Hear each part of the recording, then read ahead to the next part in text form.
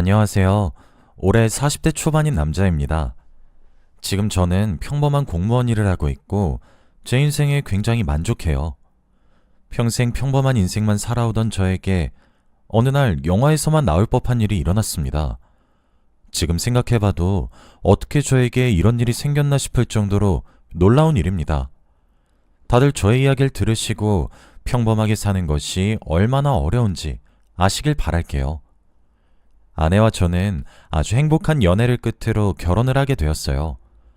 주위에 반대도 없었고 많은 사람들의 축복 속에서 결혼식을 올리게 되었죠. 저를 사랑해주는 여자와 가족이 되었다는 생각에 더할 나위 없이 행복했습니다. 결혼식이 끝나고 저희 부부는 외국으로 신혼여행을 갔고 며칠 후 신혼집으로 들어갔어요. 그날 신혼집 첫 입춘날이라 저희 부부는 굉장히 들떠 있었고 앞으로는 행복한 날들만 있을 줄 알았습니다. 저희 둘 다 여행을 갔다 오느라 짐 정리하느라 바빴고 정신없이 하루를 보내고 있었어요. 그런데 그때 저희 집으로 퀵이 왔습니다. 아직 짐 정리가 덜 끝난 저를 대신해 아내가 나갔고 저는 아무런 의심 없이 계속해서 짐 정리를 하고 있었죠. 그런데 제가 짐 정리가 끝날 때까지 퀵을 받으러 간 아내가 안방으로 들어오지 않더라고요. 무슨 일인가 싶어 아내를 부르며 현관문 쪽으로 걸어갔는데 아내가 저를 보자마자 퀵으로 받았던 걸 자신의 몸 뒤로 숨겼습니다. 무슨 퀵이냐고 물어봤지만 아내는 별거 아니야 라며 자리를 떴고 저는 궁금하지만 물어보지 않았죠. 그러면서 아내는 앞으로 퀵이 오면 자신이 먼저 열어볼 테니 절대 제가 먼저 열어보지 말라고 했습니다. 저는 영문도 모른 채 그렇게 하겠다고 했고 아내는 퀵으로 받은 것을 바로 쓰레기통에 버렸어요. 도대체 뭐길래 아내가 저렇게 당황해하는 거지? 궁금하긴 했지만 아내가 생각이 정리되면 저에게 다 알려줄 거라고 생각해 일일이 캐묻지 않았고 기다리기로 했어요. 저희의 본격적인 신혼생활은 너무 행복했고 더할 나위 없었습니다. 서로밖에 몰랐고 시간이 이대로 멈췄으면 좋겠다 싶을 정도였으니 말이죠. 그런데 딱 한 가지가 거슬렸어요. 바로 퀵입니다. 저번에 한 번 퀵이 오고 나서 그 뒤로도 계속 저희 집으로 배달이 왔어요. 그런데 항상 오는 시간이 아내가 집에 없을 때였어요. 아내가 어디를 나가고 저 혼자 집에 있을 때만 퀵이 왔죠. 저번에 아내가 저에게 신신당부한 것처럼 저는 아내가 열어볼 때까지 열어보지 않았습니다. 궁금하긴 했지만 제가 먼저 연 것으로 신혼 때 싸우기 싫어서 일부러 열지 않은 것도 있죠. 아내가 집에 돌아오면 퀵이 또 왔다고 아내에게 주는데 아내는 항상 화장실같이 비밀스러운 곳에서 퀵을 열어봤고 그것들을 쓰레기통에 바로 버렸습니다. 도대체 어떤 물건이길래 바로 쓰레기통에 버리는 건지 너무 궁금했죠. 아내가 언젠간 말해줄 거라고 굳게 믿은 채 바보같이 계속해서 기다렸습니다. 그런데 어느 날이었어요. 여느 때와 다름없이 퀵이 왔고 그날은 아내에게 퀵이 왔다고 말을 한 뒤 저는 잠에 들려고 했습니다. 안방에서 저는 잠을 자려고 누웠었고 아내는 거실에 있었죠. 잠을 자려고 누웠는데 밖에서 아내가 누군가와 전화하는 소리가 들렸습니다. 아내는 제가 자는 줄 알았는지 목소리를 크게 냈고 저는 아직 잠에 들지 않았기에 아내의 대화 소리를 다 들을 수 있었죠. 그런데 아내가 하는 말이 되게 이상했어요. 이렇게까지 해야겠어? 내가 조금만 기다려달라고 했잖아. 금방 정리한다고. 이렇게까지 내 남편한테 우리 관계를 알리고 싶어? 내가 나중에 다 말할 테니까 기다려 좀. 저는 왠지 모르게 싸한 기분이 들었고 무언가 잘못되어 가고 있다는 느낌을 받았습니다. 그 전화 내용을 듣고 저는 퀵을 제가 열어봐야겠다는 생각이 들었어요. 아내에게는 평소와 똑같이 행동을 했고 전화 내용에 대해서는 언급도 하지 않았습니다. 그저 하루하루를 퀵이 오기만을 기다렸죠. 그런데 한동안은 그 퀵이 오지 않다가 몇 달 뒤 저희 집으로 퀵이 배달 왔어요. 그때도 아내가 집에 없었을 때였고 저는 쉼호흡을 수없이 하고 열어보았습니다. 그런데 그 박스 안에 담겨있던 내용물은 충격 그 자체였어요. 바로 아내의 불륜 현장이 잔뜩 담긴 사진들이 있었거든요. 그리고 호텔 열쇠도 있었습니다. 왠지 모르게 저를 그곳으로 초대한 듯한 느낌이었죠. 두 손이 벌벌 떨리고 숨이 제대로 쉬어지지 않았습니다. 누군가 저를 보여주기 위해서 이렇게 퀵을 보냈다고 생각하니 너무 소름 돋았거든요. 그리고 아내가 매번 퀵을 받았을 때마다 이런 사진들이 있어서 찢어버린 거였죠. 모든 상황이 퍼즐 조각처럼 맞추어지는데 정신이 제대로 차려지지 않았습니다. 박스 안에 있던 사진들은 아내가 다른 남자와 같이 찍은 셀카, 그리고 호텔에 같이 들어가는 장면뿐만 아니라 카톡 대화 내용까지 모든 증거가 다 있었어요. 아내가 반박도 할 수 없게 빼도 박도 못한 내용들이었습니다. 결혼한 지 얼마 되지도 않았는데 아내가 다른 남자와 함께 있는 상상을 하니까 피가 거꾸로 솟는 기분이었죠. 그리고 저는 그 호텔 키를 받고 어떻게 해야 하나 수없이 고민했습니다. 아내를 초대한 것일지 아니면 저를 초대한 것일지 생각했죠. 그런데 그때 아내가 거실에서 어떤 사람과 전화통화를 했던 내용이 생각났어요. 아내가 전화를 했던 사람은 주기적으로 아내의 불륜 사실을 저에게 알리기 위해서 퀵을 보냈던 사람이고, 그 사람은 바로 아내의 상간남이라고 생각했죠. 이 호텔로 가면 상간남이 있을 거라고 확신했습니다. 정말 고민했고 가서 어떤 말을 해야 할지 정리도 되지 않았죠. 그렇게 하루 이틀이 계속 흘렀습니다. 그동안 아내의 얼굴을 보는 것도 힘들었고 정상적인 대화를 나누는 것도 힘들었죠. 그런데 제가 이렇게 힘들어할 동안 퀵은 계속 왔습니다. 이틀 주기로 저에게 왔고 박스 안에 들어있는 물건은 점점 세졌어요. 아내가 제 욕을 하는 카톡 내용도 복사해서 있었죠. 아마 제가 그 박스들을 다 열어보는 걸 알고 조롱하기 위해 점점 높여가는 것 같았습니다. 저는 도저히 참을 수 없었어요. 대체 어떤 사람이길래 저를 이렇게 쥐었다 폈다 하는 건지 확인해보고 싶었습니다. 그리고 그때 넣어준 호텔 방키를 가지고 그 호텔로 갔죠. 호텔은 607호였고 그 방은 장기 숙박고객이라고 했습니다. 딱 봐도 번지르르하고 좋아 보이는 호텔이었죠. 저는 쉬모흡을 하고 방으로 들어갔습니다. 그 호텔은 굉장히 컸고 화려했어요. 사람들이 수십 명이 들어가도 남을 정도로 말이죠. 그런데 그 큰 장소에 딱 한 명의 남자가 있었습니다. 딱 보자마자 저 새끼구나 라는 말이 머릿속에 떠올랐죠. 그 남자는 저를 보고 뚜벅뚜벅 걸어왔습니다. 그리고 저한테 술 한 잔을 주더라고요. 한 잔 하실래요? 저는 기가 차서 말이 나오지 않았고 그 술잔에 들어있는 양주를 그 남자 얼굴에 뿌려버렸습니다. 그 남자의 얼굴은 양주로 범벅이 되었고 통쾌했죠. 하지만 그 남자는 웃으며 자신의 얼굴을 닦았고 저에게 말을 했습니다. 꼴에 자존심은 있나 봐요. 여기서 당신 와이프랑 계속 만났는데 어때요, 기분이? 제가 보낸 킥들 잘 받았죠? 저는 당신 와이프랑 잘 될 생각 없어요. 그저 당신이 너무 바보 같아서 알려주고 싶었어. 그 여자 보통 아니니까 너무 마음 주지 말아요. 주먹에 미친 듯이 힘이 들어갔고 당장이라도 한 대 치고 싶었습니다.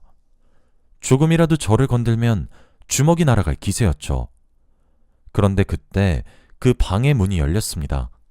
그리고 누군가 들어왔죠. 방문을 열면서 자기 나왔어 라는 코 앵앵거리는 소리가 들렸고 그 여자는 바로 제 아내였습니다. 저와 아내는 눈이 마주쳐서 둘 다 기겁을 했고 상간남은 TV라도 보는 듯이 배꼽을 잡고 웃고 있었어요. 아내는 여보 라며 제 앞으로 와서 무릎을 꿇고 싹싹 빌었습니다. 자신이 다 잘못했다며 제발 한 번만 봐달라고 말이죠. 옆에서 아내의 상간남은 소파에 다리를 꼬고 앉아 재미있는 광경이라며 깔깔대며 웃고 있었고 앞에서 아내는 무릎을 꿇고 미안하다고 사과를 하고 있는 그 상황이 정말 싫었습니다. 기분이 더러웠고 당장 그 남자를 때려 죽이고 싶었죠. 저는 당장 이혼을 하자고 했습니다.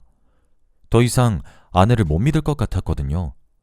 그리고 한번 바람을 피웠다고 또 안 핀단 보장도 없고 말이죠. 아내는 제 입에서 이혼이란 말이 나오니 더 싹싹 빌며 안 된다고 했고 호텔방을 나가려는 제 바지가랑이를 붙잡았습니다. 저는 어떻게든 아내를 떼어놓으려고 안간힘을 썼는데 아내가 그 순간 충격적인 말을 했어요. 나 임신했어. 그 순간 저는 아무런 생각도 들지 않았고 머릿속이 새하얘졌습니다.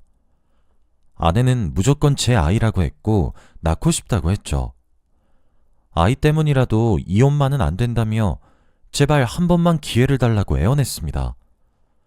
저는 그 뒤로 함부로 이혼이란 이야기를 꺼낼 수 없었어요. 정말 바보 같지만 이혼을 보류하기로 했습니다. 아내가 제 아이라고 확신을 하니 가차없이 떠날 수도 없는 노릇이었거든요. 그날 이후 아내와 저는 어색하긴 했지만 그래도 아이를 위해서 부부 행세를 하며 살았습니다. 아내는 그 상간남과 관계가 끝났다고 했고 가정에 충실하게 살 거라고 약속했어요. 다시는 저를 실망시키지 않겠다고 하면서 말이죠. 저는 아내의 말을 완전히 믿진 않았지만 그래도 기회는 주려고 했습니다. 아내를 사랑하지는 않지만 그래도 아이만 태어나면 미운정으로라도 살아갈 순 있을 정도였죠. 그렇게 몇 달 동안 아내와 함께 뱃속에 있는 아이만 기다리면서 살았어요. 막달이 다 되어갈 때쯤 잊고 있던 퀵이 배달 왔습니다. 그 사건 이후 한 번도 저희 집으로 퀵이 온 적이 없었는데 정말 오랜만에 받아본 것이었어요. 저는 아내 몰래 혼자서 그 박스를 열어봤고 그 안에는 놀라운 것이 있었습니다. 바로 아내의 상간남이었던 사람이 결혼을 한다는 청첩장이었어요. 그것을 보자마자 어처구니가 없었고 남의 가정을 흔들어 놓고 혼자서 잘 살겠다는 걸 보고 화가 났죠.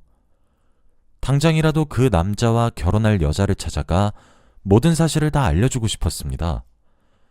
그 사건 이후로 복수도 제대로 못했으니 이참에 제대로 복수를 해야겠다고 다짐했죠. 그리고 저는 계획을 세웠습니다. 바로 아내의 상간남과 결혼하려는 여자를 제가 꼬시기로 말이죠. 말이 쉽지 정말 힘든 거 잘 압니다. 그런데 저는 그만큼 그 남자가 불행하기를 간절히 바라고 있었고 어떻게든 복수하고 싶었어요. 저는 그 남자의 결혼식이 될 때까지 이를 갈고 기다렸습니다. 그리고 당일날 저는 그 남자가 입장할 때 남편 측에 앉아 유유히 그 사람을 지켜봤어요. 해맑게 웃으며 걸어오던 그 사람은 앉아있는 저를 보고 표정이 급격히 굳어졌고 저는 다리를 꼬고 팔짱을 낀 채 그 사람을 향해 비웃고 있었죠. 그리고 그 사람은 결혼식을 하는 와중에도 저와 수없이 눈이 마주쳤습니다. 결혼식 후 사진을 찍을 때도 그 남자와 가장 가까이 서서 찍었어요. 친한 지인들을 다 제치고 그 사람 바로 옆에 찰싹 붙어 해맑게 결혼사진을 찍었죠. 그리고 그 남자의 귀에 대고 말을 했습니다. 기다려. 아직 시작도 안 했어. 내가 당한 만큼의 딱 10배로 돌려줄게. 이 말을 한 뒤 저는 뷔페까지 야무지게 먹고 집으로 돌아갔습니다. 저는 그날 이후 그 남자의 아내 옆에 접근했어요. 상간남이 가지지 못한 기질들을 제가 다 가진 척을 하며 심적으로 그녀의 많은 위로가 되어주기로 했습니다. 그 부분은 여자쪽 집안이 잘 사는 집안이었고 상간남은 그 여자네 부모님이 운영하시는 회사에서 자리를 맡아 일을 하고 있었어요.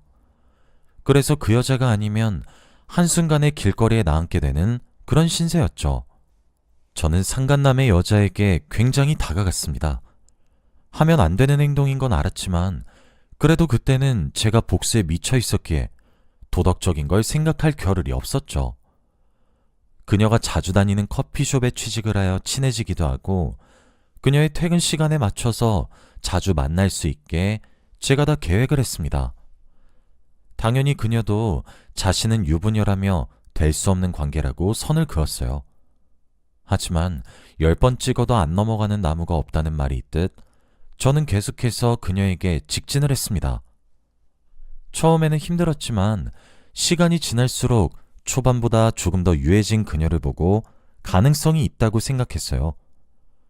집에서 아내는 거의 만삭에다가 출산이 임박했지만 저는 가정에 소홀했습니다.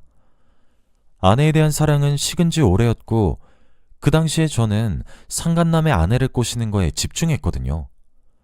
그리고 그녀와 저는 불륜관계가 되었죠. 정말 급속도로 발전한 관계였고 저도 처음이라 굉장히 조심스러웠습니다. 그리고 아내가 불륜을 저지르고 다녔을 때 이런 스릴감이었나? 하는 감정이 느껴졌죠. 저도 모르게 그녀를 좋아하고 있는 것 같긴 했습니다. 집에서 아내는 출산 준비를 하고 있는데 저는 밖에서 이러고 있으니 죄책감이 느껴졌어요. 그리고 저는 아무것도 모른 채 상간남의 아내에게 모든 사실을 다 말했습니다. 바로 과거에 그녀의 남편이 바람을 피웠던 사실을 말이죠. 하지만 저는 제 아내와 바람을 피웠다는 건 숨겼습니다. 상황이 잘못될 것 같아서 말이에요. 하지만 그녀는 놀라지도 않았습니다. 사실 알고 있었다는 충격적인 말도 했어요. 그리고 자신의 남편과 제 아내가 만나고 있었다는 사실도 알고 있었고, 제가 흑심을 품고 일부러 자기를 꼬시려 했던 사실 전부 다 알고 있었습니다. 저는 순간 너무 놀랐고 저의 복수는 여기서 끝이 나는 줄 알았어요. 그런데 상황은 반대로 흘러갔습니다. 그녀도 복수심에 불타올랐다고 해요. 저보고 같이 복수를 하자고 권유를 했죠. 어차피 끝은 이혼이라고 했습니다. 저는 그 순간 동지가 생긴 기분이었어요. 혼자 이 싸움을 하는 줄 알았는데 저와 같은 목표를 바라보고 있는 사람이 또 있었습니다. 그 여자와 저는 상간남이 했던 방법 똑같이 했어요. 저와 둘이 불륜관계를 벌이고 있는 사진과 카톡 내용을 이틀에 한 번씩 상간남한테 퀵으로 보냈습니다. 그리고 607호인 호텔키도 함께 보냈죠. 그리고 저희 둘은 607호에서 상간남이 오기를 기다리고 기다렸습니다. 퀵을 보내고 몇 시간 뒤 호텔 방문이 열리는 소리가 들렸죠. 그리고 그 남자가 저에게 했던 행동 그대로 술을 권하며 한잔하겠냐고 물어봤습니다. 그런데 저의 그런 모습을 보고 그 남자는 저에게 바로 주먹을 날렸어요. 제 위에 올라타 저의 얼굴을 미친 듯이 가격했습니다. 얼굴에 피가 나고 뼈가 이상해지는 기분이 들었지만 나쁘진 않았습니다. 모든 상황을 다 카메라로 녹화하고 있었거든요.